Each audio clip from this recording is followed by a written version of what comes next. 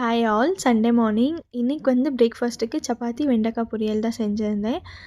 ரெகுலராக பண்ணுற வெண்டைக்காயிலேயே நம்ம எக் அப்புறம் ஒரு ஸ்பெஷல் மசாலா போட்டு பண்ணுறது ரொம்ப டேஸ்ட்டாக இருக்கும். சின்ன பசங்களுக்கும் ரொம்ப பிடிக்கும்.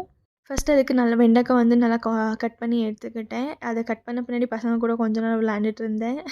சின்ன வயசில் நாங்களும் இப்படி தான் ஒட்ட வச்சுட்டு விளையாண்டுட்ருப்போம், பயமுறுத்துற மாதிரி. ஸோ அதே மாதிரி தான். அதுக்கப்புறம் ஆஸ் யூஷுவல் தாளிக்கிறதுக்கு என்னென்ன வேணுமோ அதெல்லாம் அரேஞ்ச் பண்ணிவிட்டு, அந்த ஸ்பெஷல் மசாலா ஒன்றும் இல்லை, வெள்ளைப்பூடு, ஜீரகம், ரெட் சில்லி பவுடர் போட்டு நல்லா அரைச்சிக்கணும். ஒருவேளை ரெட் சில்லி பவுடர் இல்லைனா காஷ்மீரி சில்லி போட்டால் கூட நல்லா தான் இருக்கும். அதுக்கப்புறம் ரெகுலராக நம்ம பொரியல் பண்ணுற மாதிரி வெண்டைக்காய் பொரியல் எப்படி தாளித்து பண்ணுவோமோ சேம் அதே மெத்தடில் தான் பண்ணணும். எல்லாம் பண்ணிவிட்டு வெண்டைக்காய் நல்லா குக்கான பின்னாடி நம்ம செஞ்சு வச்சுருந்த அந்த மசாலா போட்டு எக் போட்டு மிக்ஸ் பண்ணி புர்ஜி மாதிரி பண்ணி எடுத்தால் ரெடி ஆயிரும். சிம்பிளாக ஈஸியாக பண்ணிடலாம். பிரேக்ஃபாஸ்ட்டுக்கெல்லாம் ரொம்ப ஈஸியாகவே முடிஞ்சிடும்.